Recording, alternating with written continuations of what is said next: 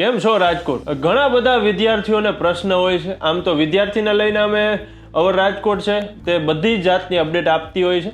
તો જે સાહેબજી 10મા ધોરણમાં હોય એ વિદ્યાર્થીઓને ઘણા બધા પ્રશ્ન હોય કે હવે શું કરવું ને આમ ને તેમ ને ઓછા માર્ક આવ્યા ને ઘણું બધું પ્રશ્ન હોય. તો એ બધાના સોલ્યુશન આજે આપણી સાથે ઉપસ્થિત છે આઈટીઆઈના પ્રિન્સિપાલ કેબી પટેલ સાહેબ. તો એ બધા જ સમાધાન આપણને જણાવશે. સાહેબજી સૌપ્રથમ તો હવે રાજકોટમાં તમારું ખૂબ ખૂબ હાર્દિક સ્વાગત છે. નમસ્તે, ધન્યવાદ. જી સરજી, 10 પછી આઈટીઆઈમાં કયા કયા કોર્સ કરવા જોઈએ? ખૂબ જ સરસ. અત્યારે 10માનું રિઝલ્ટ આવી ગયું છે એટલે હવે તો બધા પોતપોતાની રીતે વિચારતા છે કે મારે 11મામાં જવું કે પછી આગળ જવું, આઈટીઆઈ કરવી કે ડિપ્લોમા કરવું. તો આઈટીઆઈ વિશેની વાત કરું તો 10મા પછી ઘણા બધા પ્રકારના કોર્સીસ અમારી આઈટીઆઈમાં ચાલે છે.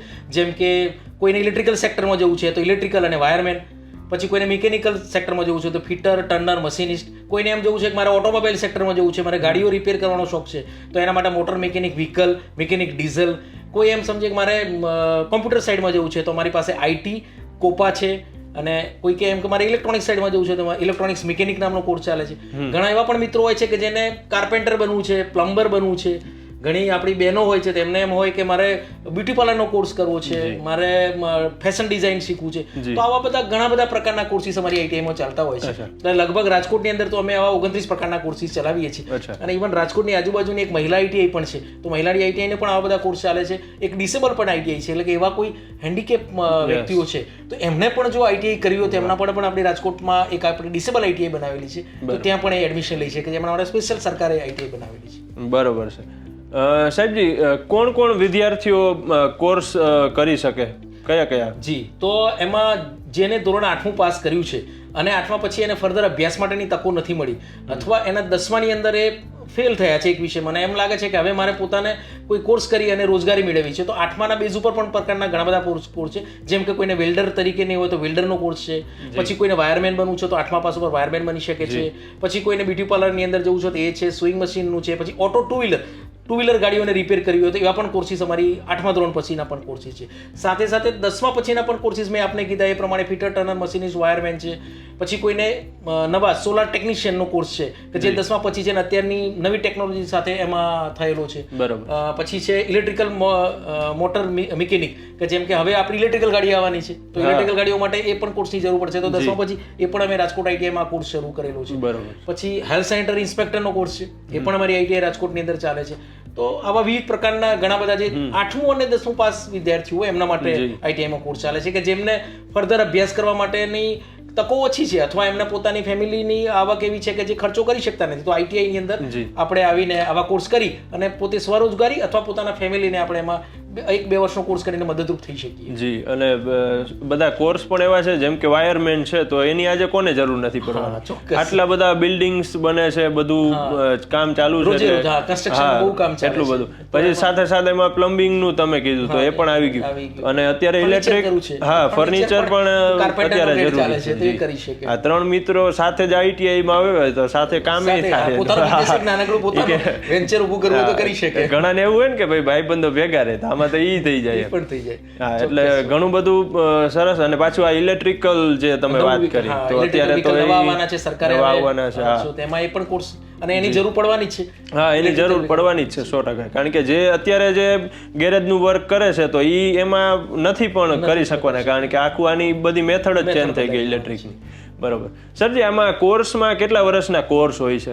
સામાન્ય રીતે કોર્સ 1 વર્ષ અને 2 વર્ષના હોય છે. બરોબર. એટલે 1 વર્ષના કોર્સ હોય છે કે જેની અંદર મેં કીધું કે મિકેનિક ડીઝલ તો અમારે 10મા પછીનો એક કોર્સ એમાં ડીઝલ એન્જિન વિશે અમે બધું શીખવાડતા હોઈએ છીએ. બરોબર. પછી 2 વર્ષના કોર્સની વાત કરીએ તો એમાં ફિટર તો ફિટરના લગતી સંપૂર્ણ માહિતી. પછી ઇલેક્ટ્રિશિયન હોય તો એસી, ડીસી મશીન, ટ્રાન્સફોર્મર, પછી ડિસ્ટ્રીબ્યુશન લાઇન તો આખું ઇલેક્ટ્રિફિકેશન વિશે સમજણ તમને મળી જાય. વાયરમેન હોય તો સિંગલ ફેઝ અને 3 ફેઝ વાયરિંગ તો તમને આખું ઇન્ડસ્ટ્રીયલ વાયરિંગ 3 ફેઝનું શીખવાડવા મળે.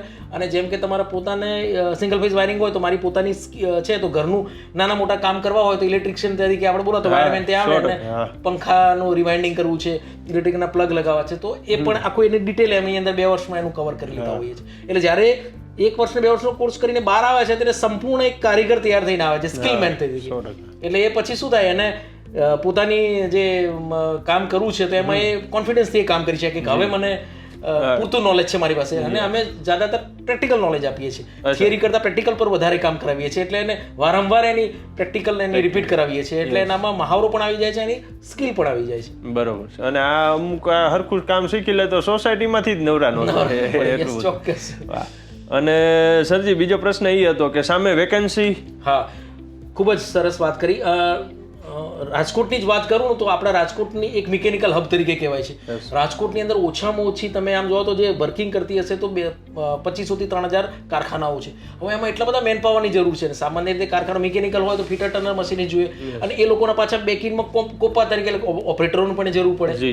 પછી ઇલેક્ટ્રિકલનું કરતું હોય તો અહીંયા સબમર્સિબલ પંપનું પણ સૌથી વધારે રાજકોટની અંદર તો એમાં ઇલેક્ટ્રિશિયન વાયરમેનની જરૂર પડે. કન્સ્ટ્રક્શન ચાલે છે તો એની તો અમારી રાજકોટ આઈટી અંદર અમારો પ્લેસમેન્ટ સેલ ચાલે છે. તો અમે વર્ષે ઓછામાં ઓછી 200 જેટલી કંપનીઓ અમારે ત્યાં મુલાકાત લે છે અને અમે તે એમની માટે અમારી ઇન્ટરવ્યૂની અમે ગોઠવણી કરીએ છીએ અને અમારી કેમ્પસમાંથી જે છોકરાઓને સિલેક્ટ કરીને લઈ જાય છે. સાથે સાથે જેવું આઈટીઆઈ પૂરું કરે છે તો પછી અમારી એક સરકારની એપ્રેન્ટિસ સ્કીમ ચાલે છે કે જેની અંદર ઇન્ડસ્ટ્રીઝમાં એમને એપ્રેન્ટિસ તરીકે રાખવાના હોય છે. તો એપ્રેન્ટિસ તરીકેની સ્કીમમાં પણ અમે એમને જોડાવા માટે અમારી પાસે એક એડવાઇઝરો હોય છે જે ઇન્ડસ્ટ્રીઝમાં જાય છે, વેકન્સી લઈ આવે છે અને આઈટીઆઈની અંદર એમને એના એચઆરને મેનેજરોને બોલાવી અને એના ઇન્ટરવ્યૂ કરીને એપ્રેન્ટિસ તરીકે પણ રાખે છે. તો બે રીતે અમારી જે પ્લેસમેન્ટનું પણ ચાલે છે એ પણ ચાલે છે અને ત્રીજું અમે એવું પણ કરીએ છીએ કે આઈટીઆઈની અંદર અમે અલગ અલગ પ્રકારના સેમિનારો રાખીએ છીએ કે ભાઈ કોઈને પોતાના સ્વરોજગારી કરવી છે તો જિલ્લા ઉદ્યોગ કેન્દ્રના અધિકારીઓને બોલાવીએ કે આફ્ટર પૂરું થયા પછી મારે પોતાની નાનકડી દુકાન કરવી છે, ઇલેક્ટ્રિકલની દુકાન કરવી છે. તો શરૂઆતમાં 1 લાખ રૂપિયા જોઈતા હશે તો ક્યાંથી? તો સરકારની આ સ્કીમનો મેં એને બેનિફિટ આપીને સમજાવે છે કે તારા બેંકમાં જવાનું એથી તને લોન મળશે, તું તારી દુકાન કરી શકીશ અથવા તારું નાનું ગેરેજ કરવું છે તો ગેરેજ કરી શકીશ. તો આ પણ અમે એમને સુવિધાઓ આપીએ છીએ. એટલે 3 પ્રકારે અમે તાલીમાર્થીઓ સાથે જોડાયેલા રહીએ છીએ અને પૂરું થયા પછી. વાહ, ખૂબ સરસ સરજી. અને એડમિશનની પ્રોસેસ શું હોય છે સાહેબ? એડમિશન અમારું બધું ઓનલાઈન થયેલું છે. અમારું આઈટીઆઈ એડમિશન નામની અમારી પોર્ટલ છે.